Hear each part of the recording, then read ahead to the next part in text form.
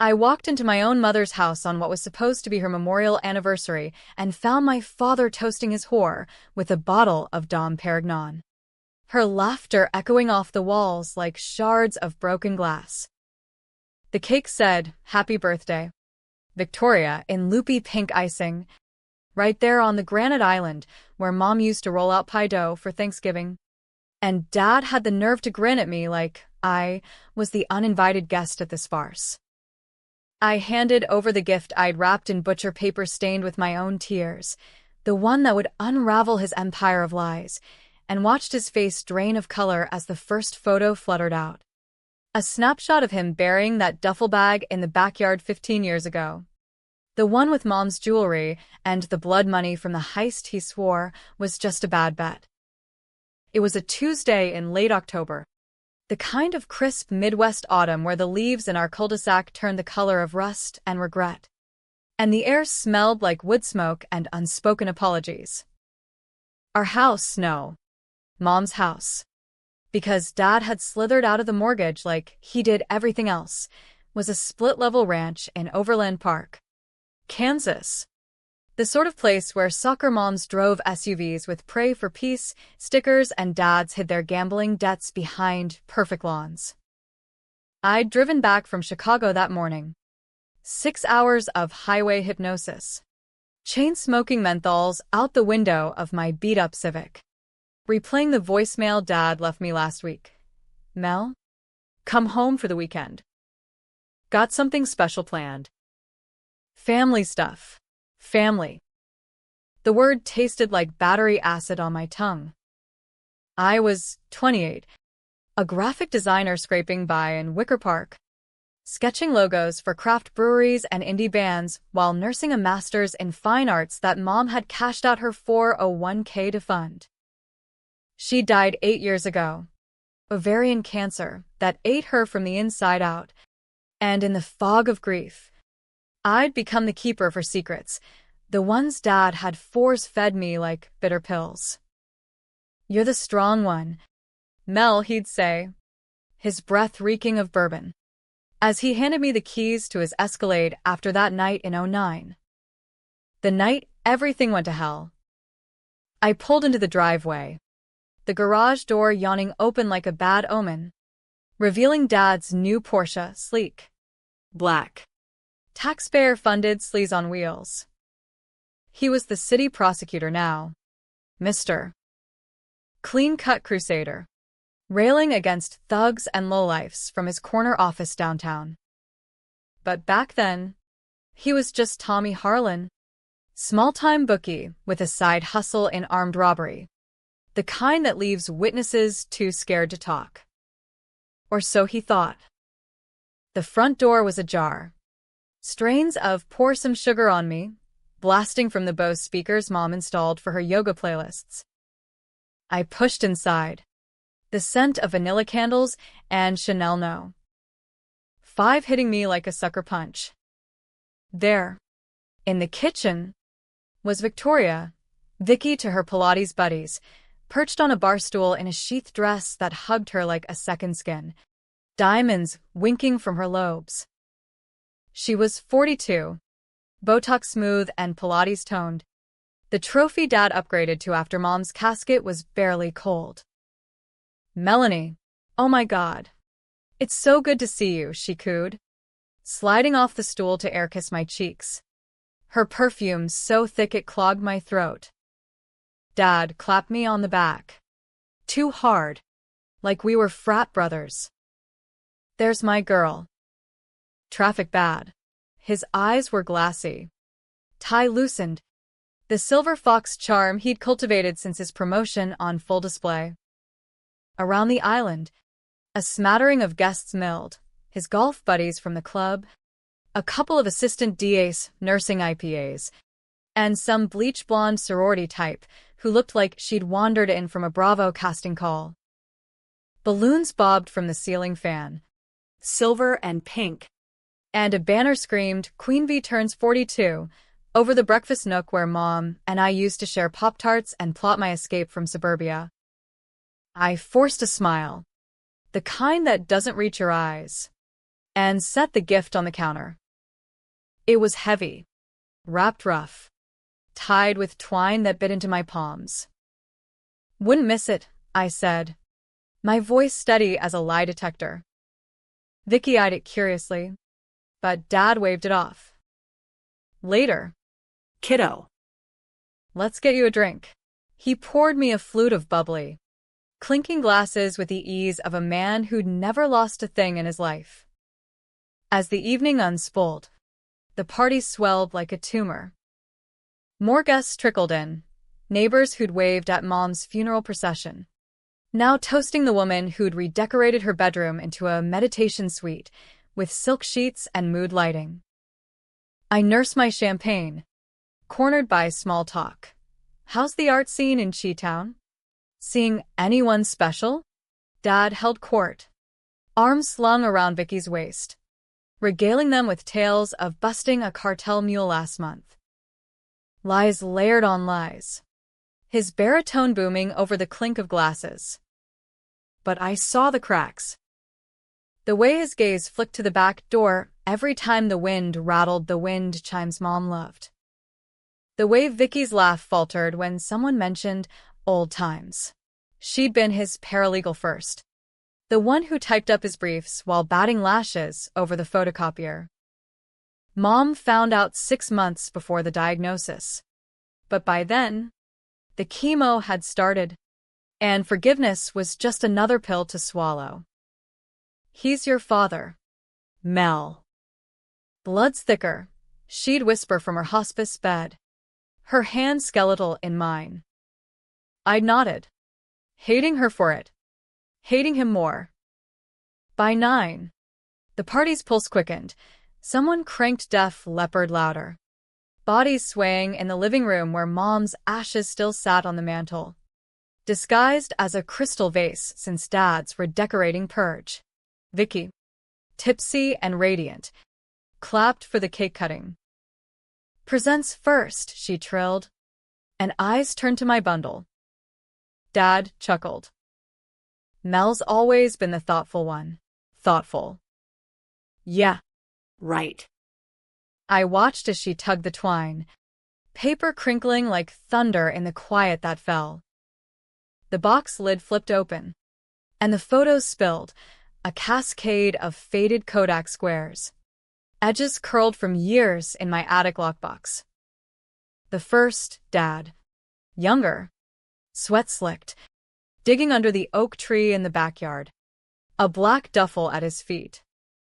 The second, him wiping his hands on his jeans, glancing over his shoulder at the house where Mom and I slept. The third, a close-up of the bag's contents, Mom's pearl necklace, tangled with stacks of 20s, the kind that smelled like gunpowder and desperation. Gasps rippled through the room like dominoes. Vicky's hand flew to her mouth, cake knife clattering to the floor. Dad's face went the color of ash, his flute shattering against the tile. "What the fuck? Melanie," he hissed, lunging for the photos. But I was faster, Kicking the box toward the guests. "Read the backs," I said, voice slicing the air. Everyone, scrawled in Mom's looping script, dates, dollar amounts, names, witnesses he'd paid off, the liquor store clerk he'd roughed up, the partner he'd framed. The heist from '09, the one that netted 20 grand and a lifetime supply of nightmares. I'd taken the fall for the getaway, 6 months in juvie at 16. Joyriding, they called it, because Dad swore it'd ruin his bar exam if the truth came out. For the family, Mel, you're saving us. Saving us.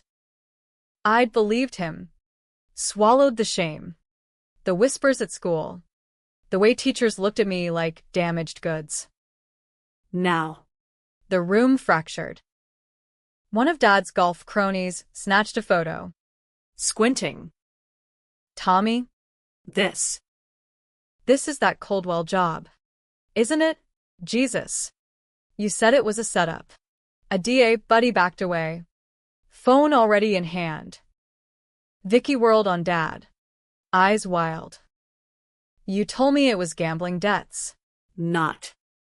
Not this. Dad rounded on me, veins bulging in his neck. You little bitch. This is blackmail. Extortion. But his voice cracked, the prosecutor's polish peeling away to reveal the cornered rat underneath. I stepped closer, close enough to smell the fierce sweat under his cologne. No. Dad.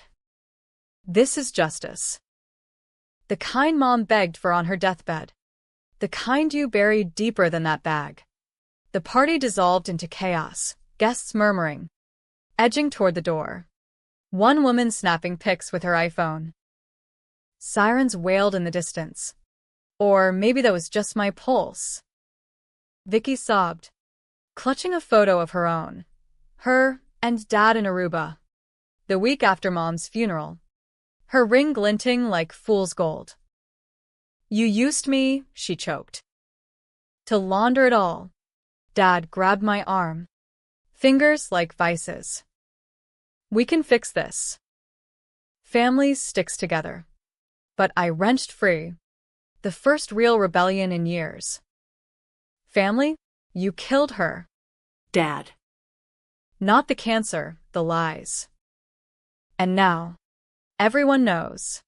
As the cops pulled up, lights painting the windows blue and red, I slipped out the back, into the night where the oak tree loomed like a gallows.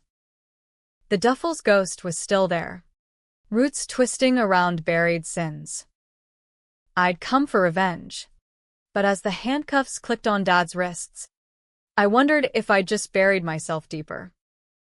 The fallout hit like a Kansas twister, ripping through the headlines and my inbox with equal fury.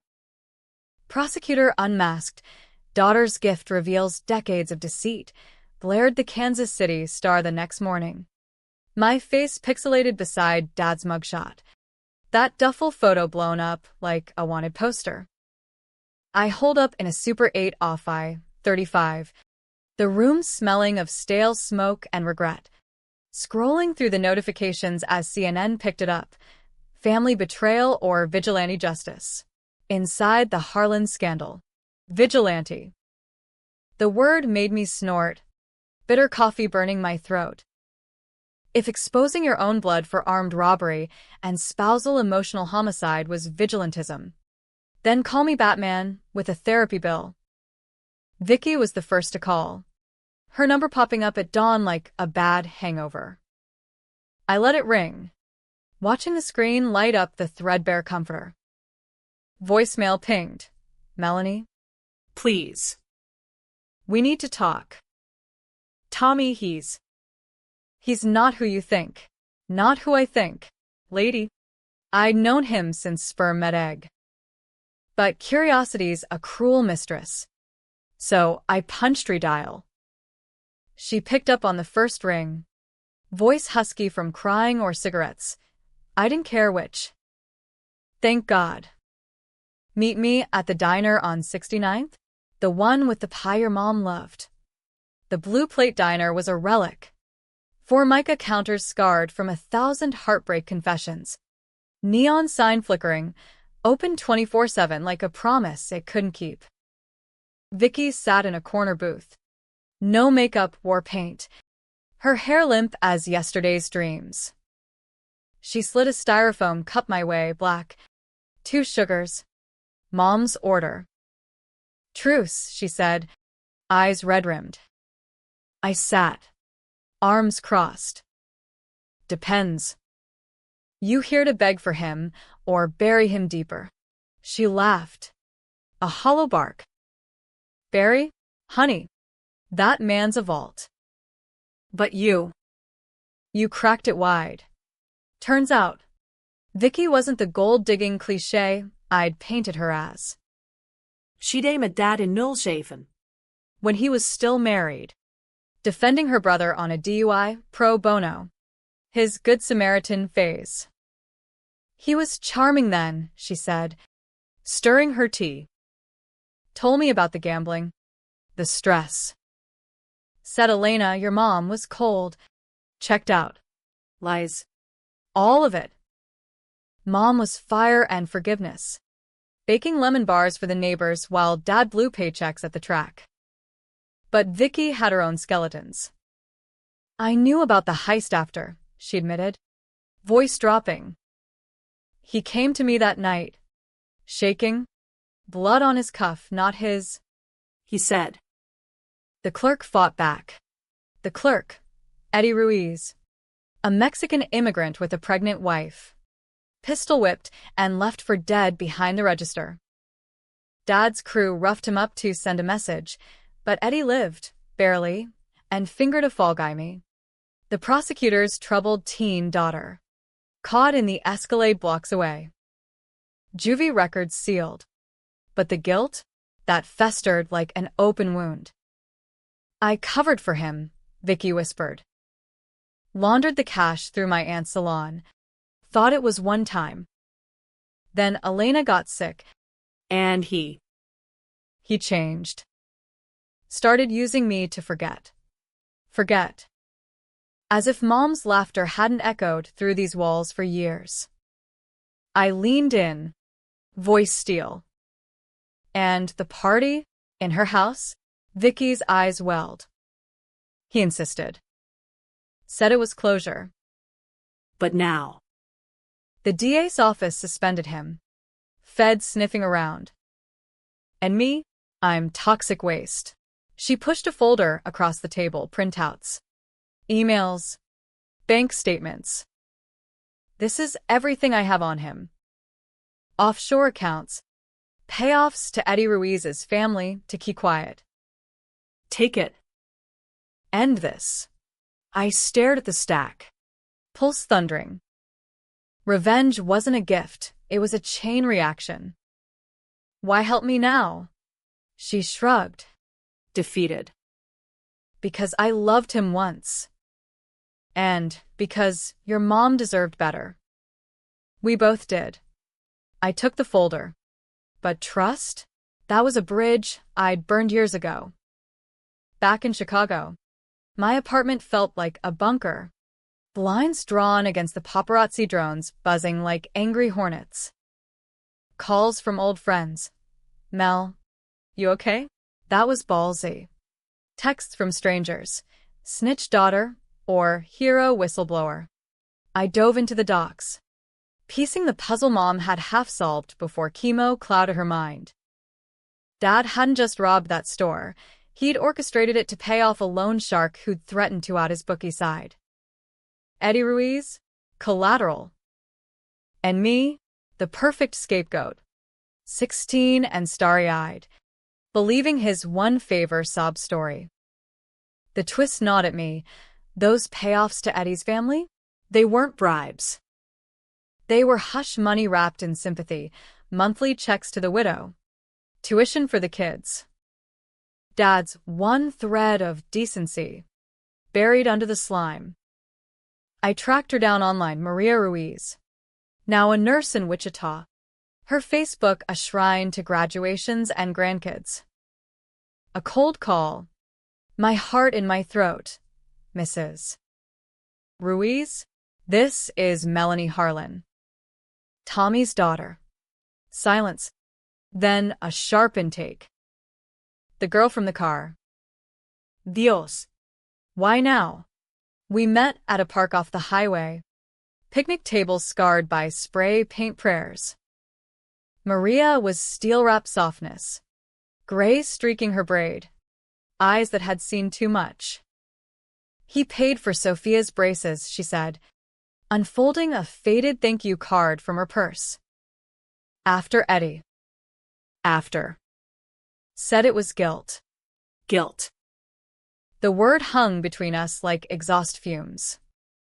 But he framed me. I pressed. Took the heat, so he could climb the ladder. She nodded. Slow. Eddie never hated you. Knew it was the boss, your pa. But we needed the money. Cancer took him too. 5 years back. Cancer. The great equalizer. snatching breaths from the innocent. I showed her the photos. The folder. Her face hardened. Use it. For Elena. She sent to Molly's once. When Eddie was in the coma. Real ones. With love. That night. I plotted. Not a courtroom spectacle. Dad's lawyers were sharks. Circling for a plea. No. Something personal. A knife twist in the gut. The high school reunion was coming up. Overland Park High. Class of 13, the year I got out of juvie. Branded the bad seed. Dad was keynote speaker. From adversity to advocacy, his redemption arc polished to a sheen. I'd crash it. Not with photos. But with truth serum, a video montage. Mom's voiceover from her journals. Eddie's widow testifying via Zoom. Controversial? Hell yes. Dad's fans would cry foul, family drama aired in public, while victims cheered. No heroes here. Just survivors clawing from the rubble. But as I edited the reel on my laptop, clips of Dad's smug TV interviews splicing with Maria's quiet rage, doubt crept in. Was this revenge or reckoning? Mom's last words echoed. Forgive him. Mel.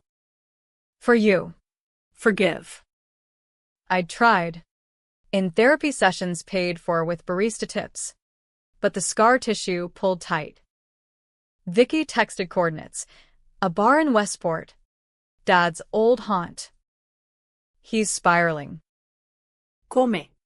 I went. The folder tucked under my arm like a loaded gun. The joint was divey. Neon Miller signs buzzing over a jukebox crooning Springsteen. Dad hunched at the end of the bar. Scotch neat. Thai askew. He spotted me, waved me over with a ghost of his old grin. Booze. I shook my head, sliding onto the stool. Talk. He sighed. Heavy. You win. Kid. Feds got the bag this morning, dug it up like archaeologists from hell. $20K. Give or take inflation. His eyes. Bloodshot. Search mine. But it wasn't all bad. Mel. I did it for us, for the house. Your college. After your mom.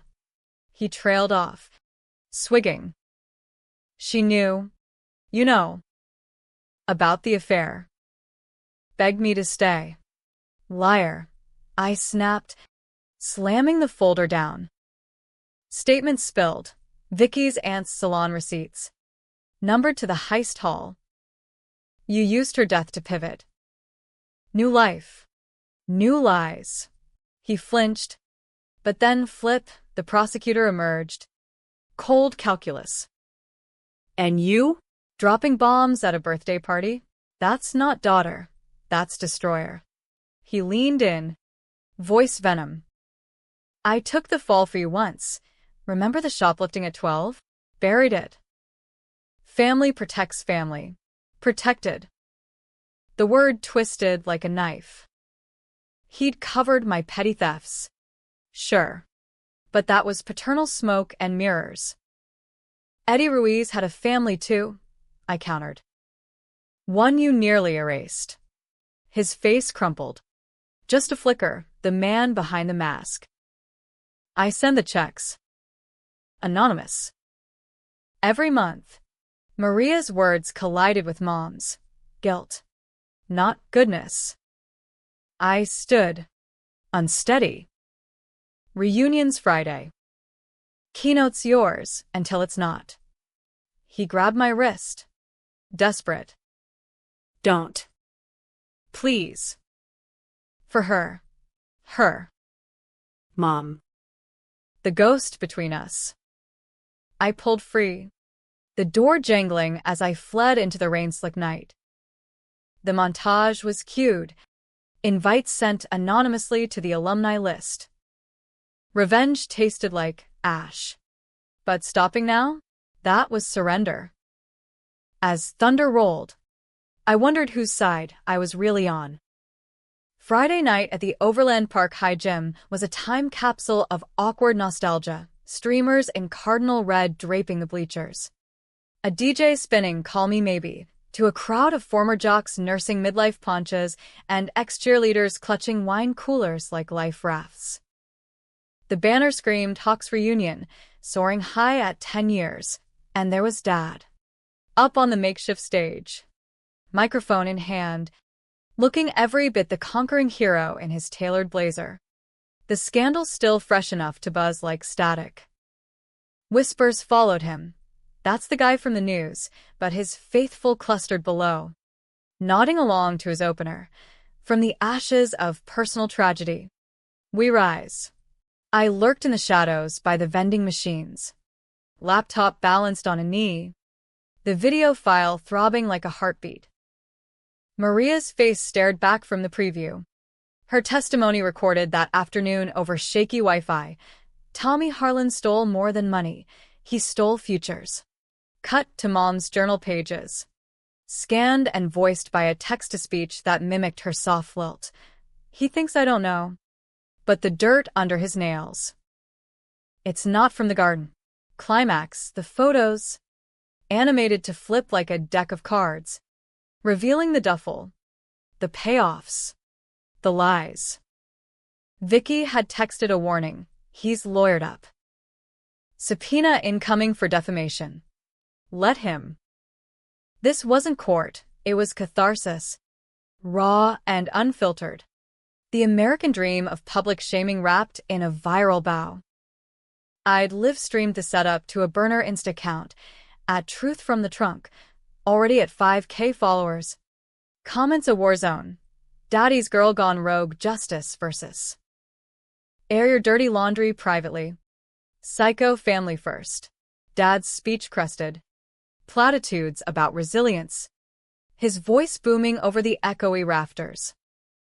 I stand before you not as a prosecutor, but as a father, a man who's stared down demons and come out stronger. Stronger. The word ignited something feral in me. I hit upload. The projector hijacked via the AV hack I'd bought off a Reddit thread for $50. The screen flickered. Springsteen cutting to static. Then Maria's face filling the frame. Gasps cascaded like dominoes. Dad froze mid-gesture. Mike's squealing feedback. What the? The gym hushed. Eyes glued as Mom's voice ghosted through. Forgiveness is a chain. Tommy. It binds us all. Photos cascaded, duffel. Bloodstained cuff. My juvie mugshot fading into his bar exam grin. Whispers erupted. No way. That's him. A former classmate, buzz-cut and bewildered. Shouted. Tommy? What the hell is this? He lunged for the laptop cart. But I stepped into the light, remote in hand. It's the truth, Dad. The one you buried in Mom's backyard. The crowd polarized on the spot, his old football crew booing me as ungrateful, a cluster of teachers nodding grimly, remembering Mom's volunteer shifts. One woman misses. Keller, my algebra tutor, called out. Elena was a saint. This explains everything. Chaos bloomed. Shouts. A drink thrown. The DJ scrambling to kill the feed. Dad whirled on me. Face purpled. Turn it off. You're ruining lives, mine. Yours. Hers. He jabbed at the screen, where Vicky's email chain scrolled. Love you. But the money. It's tainted. She was live tweeting from the back. Her post flashing on phones. Finally free. No more secrets. The flip. Her betrayal of him. My weaponization of it. Hung electric.